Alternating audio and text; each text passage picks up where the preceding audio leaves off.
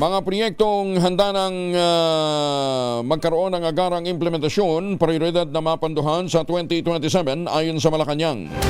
Detalye ng balita mula kay Let Narciso, RH14. Let, good morning. Tuloy-tuloy ang pagrepaso sa panukalang pambansang budget para sa 2027. Ayon kay Executive Secretary Ralph Recto, mahigpit ang bilin ni Pangulong Ferdinand Marcos Jr.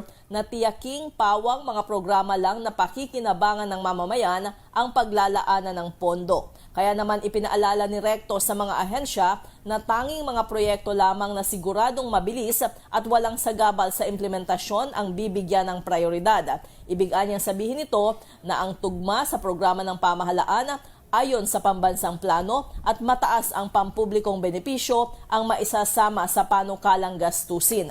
Sa cabinet meeting noong nakaraang linggo, iprinisenta at isinumite ni DBM Secretary Kim De Leon ang nilalaman ng 2027 National Expenditure Program sa Pangulo.